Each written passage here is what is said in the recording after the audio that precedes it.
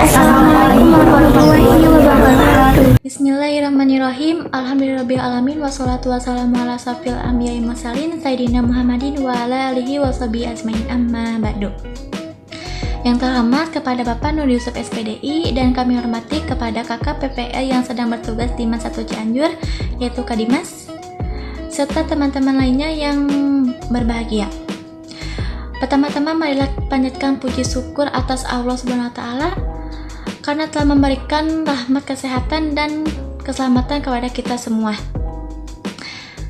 Salawat dan salam semoga tercurah limpahkan kepada junjungan alam, yakni Nabi Muhammad SAW, kepada keluarganya, para sahabatnya, para tabi'in dan tabiatnya, dan mudah-mudahan sampai kepada kita semua. Amin ya Allah ya Rabbal Alamin.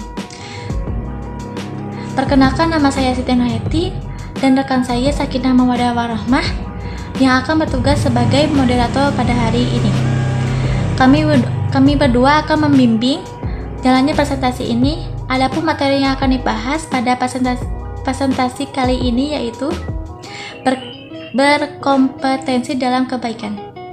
Adapun anggota dari kelompok 3 yaitu yang pertama Abdul Mahsam Muiz, yang kedua Azhara Nurhaliza, yang ketiga Farham Munawarsidi Surtalan, yang keempat Maulidah Azkia Hijati, yang kelima Najwa Safira Mulia, yang keenam Sakinah Mawaddah Warahmah, yang ketujuh Siti Nurhayati, yang kedelapan Sofi Septiani, yang kesembilan Julpan Nurlutfiah.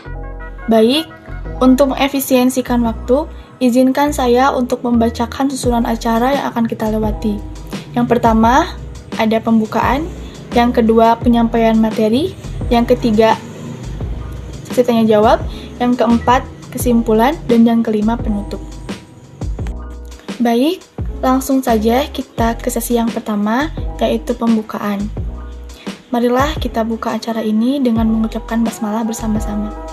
Bismillahirrahmanirrahim. Selanjutnya adalah penyampaian materi.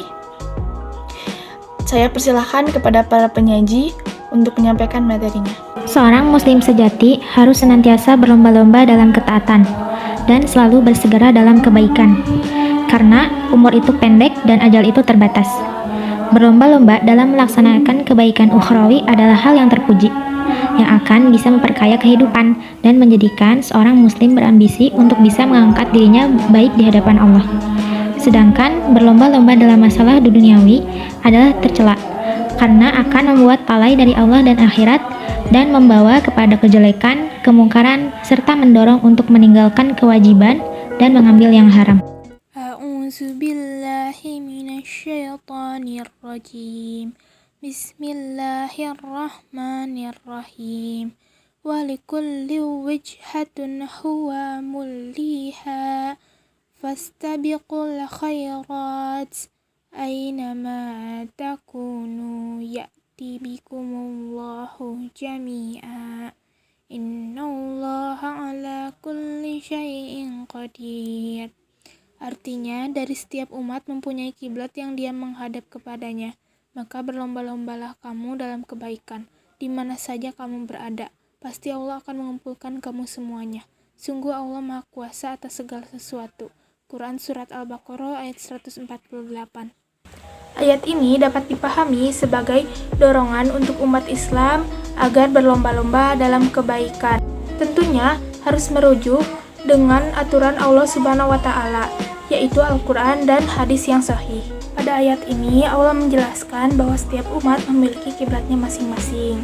Kiblat itulah yang menetapkan mereka untuk menghadap sesuai keyakinan mereka.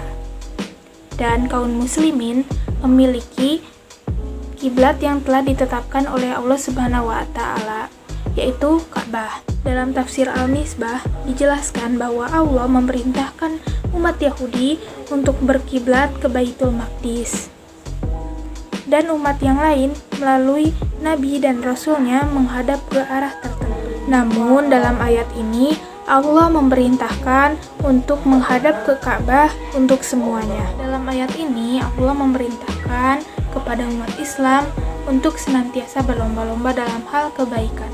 Fastabiqul khair. Makna yang dapat kita ambil adalah hendaknya kita senantiasa selalu berlomba-lomba dalam hal kebaikan, baik itu sholat, bersedekah, menuntut ilmu, dan amalan-amalan positif lainnya. Kita harus berkompetisi dalam hal-hal yang positif. Dan dalam ayat ini pun dijelaskan bahwa nanti Allah Subhanahu wa Ta'ala akan mengumpulkan seluruh umat manusia dari arah manapun mereka berada. Tidak ada seorang pun yang luput dari pengawasan Allah Subhanahu wa Ta'ala, yaitu pada saat manusia menjalani kehidupan di akhirat. Mereka akan diperlihatkan amal baik dan amal buruk yang pernah mereka perbuat semasa hidupnya. Dan semuanya akan mendapatkan balasan sesuai apa yang telah dilakukan sebelumnya ketika masih hidup di dunia. Kemudian ayat ini diakhiri bahwa Allah Subhanahu wa Ta'ala Maha Kuasa. Dengan keyakinan tersebut diharapkan bahwa manusia akan selalu berhati-hati dalam melakukan sesuatu. Quran Surah Fatir, Surah ke-35, ayat 32. A'udzu billahi minasyaitonir rajim. Bismillahirrahmanirrahim. Summa awrathnal kitabal ladzina astafaina min ibadina faminhum zalimun li nafsihi wa minhum muqtasid wa minhum sabiqum bil khairati biiznillah zalika huwal fawzul kabir. Shadaqallahul azim. Artinya, kemudian kitab itu kami wariskan kepada orang-orang yang kami pilih di antara hamba-hamba kami. Lalu di antara mereka ada yang menzolimi diri sendiri, ada yang pertengahan, dan ada pula yang lebih dahulu berbuat kebaikan dengan izin Allah. Yang demikian itu adalah karunia yang besar.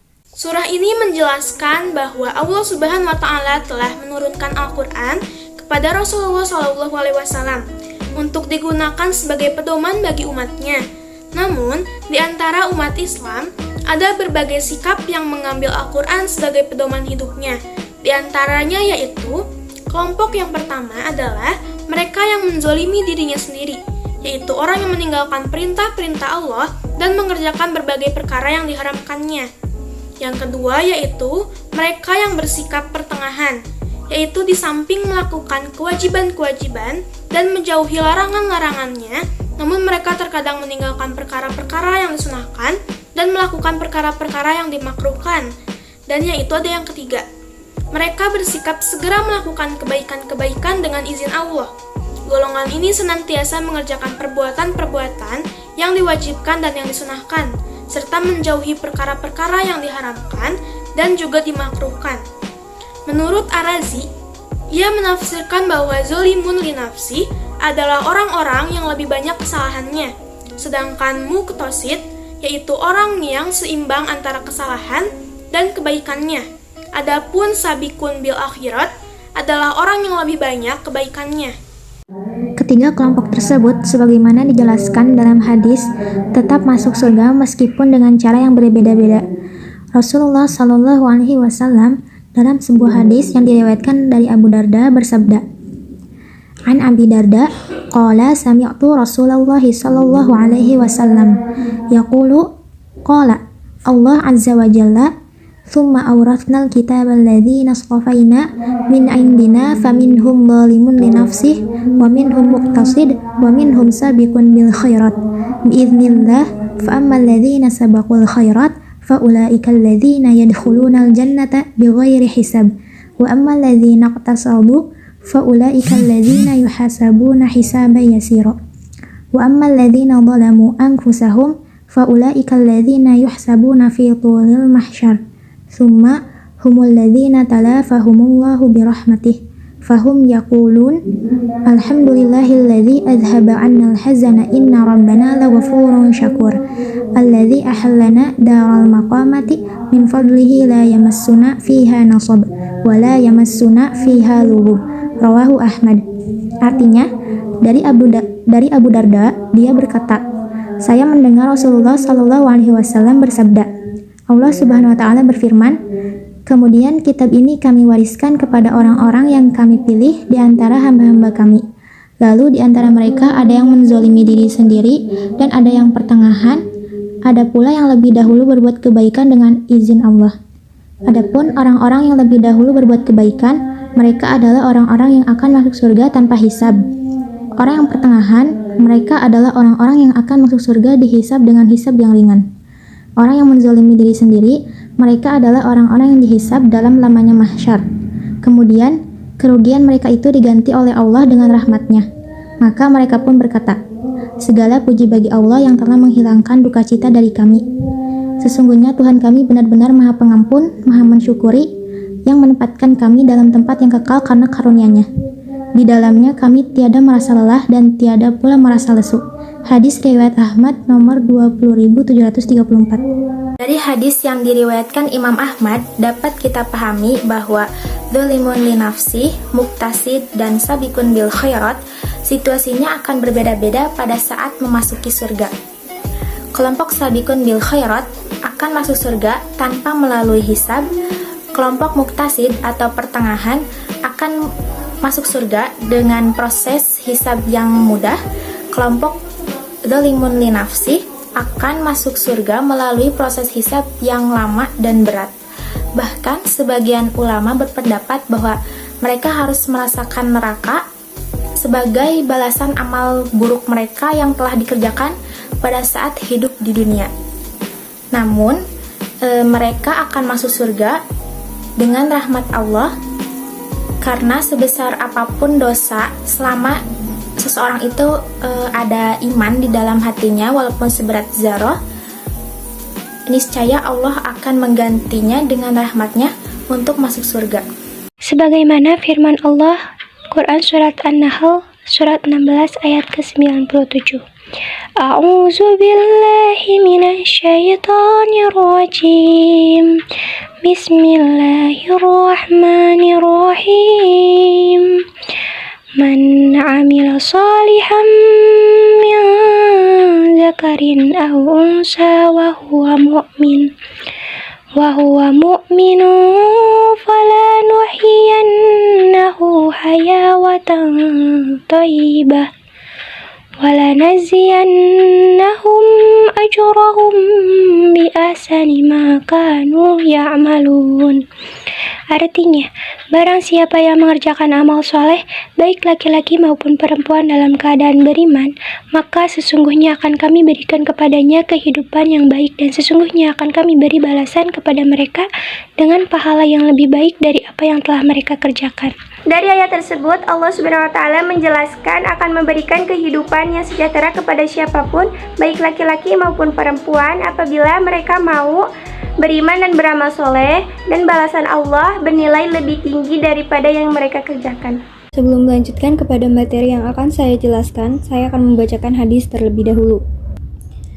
An Abi Hurairah anna Rasulullah sallallahu alaihi wasallam qala Badiru bi'amali fitanan kakitta'il layli muslimi yusbihur rujulu mu'mina wa yumshi kafiran aw yumshi mu'mina wa yusbihu kafiran yabi'u dinahu bi'aradin minad dunya, yang artinya, bersegeralah melakukan amalan soleh sebelum datang fitnah, musibah, seperti potongan malam yang gelap, yaitu seseorang yang pada waktu pagi dalam keadaan beriman dan di sore hari dalam keadaan kafir.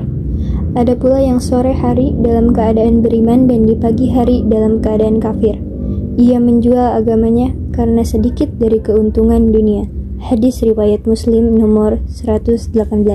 Fitnah dalam hadis ini diibaratkan dalam potongan malam yang gelap gulita sehingga sulit sekali bagi kita untuk membedakan kebenaran dan kebatilan, kebaikan juga keburukan. Sehingga ada seseorang yang di pagi hari dalam keadaan beriman dan di sore hari menjadi kafir. Atau ada juga seseorang yang di sore hari dalam keadaan beriman dan di pagi harinya ia menjadi kafir karena menjual agamanya. Menjual agama di sini berbentuk seperti berpindah agama karena harta, kekuasaan, kedudukan, atau juga karena perempuan. Terima kasih kepada para penyaji yang sudah menyampaikan materinya. Lanjut ke acara selanjutnya, yaitu sesi tanya jawab. Baik, acara selanjutnya yaitu kesimpulan yang akan disampaikan oleh penulis. Kepadanya kami persilahkan. Baik, rangkaian acara diskusi telah selesai. Izinkan kami bacakan kesimpulan dari presentasi kita hari ini, yaitu 1. Saat berlomba-lomba dalam kebaikan, kita sebagai umat muslim harus merujuk sesuai aturan Allah Subhanahu wa Ta'ala, yaitu Al-Quran, dan sesuai dengan hadis yang sahih agar terhindar dari hal-hal yang dilarang Allah Subhanahu wa Ta'ala.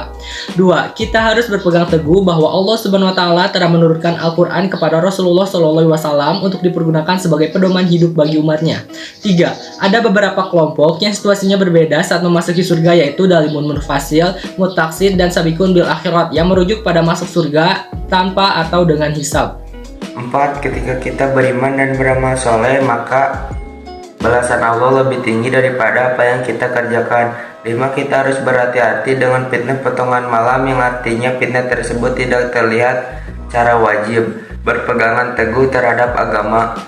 Segeralah beramal soleh. Jika ada kesempatan untuk berbuat baik, maka segeralah jangan menunda-nunda dan jangan menukar agama dengan dunia murah. Alhamdulillah, acara demi acara telah selesai. Kita tutup presentasi kali ini dengan mengucapkan hamdalah bersama-sama. Alhamdulillahirabbil alamin. Dilanjut membaca istighfar 3 kali dan membaca doa kifaratul majlis. Astagfirullahalazim, astagfirullahalazim, astagfirullahalazim. Subhanakallahumma wabihamdika asyhadu an la ilaha illa anta astaghfiruka wa atubu ilaik. Demikian presentasi dari kelompok kami. Kami selaku moderator mohon maaf apabila banyak kesalahan dan terima kasih atas perhatian teman-teman semua. Wassalamualaikum warahmatullahi wabarakatuh.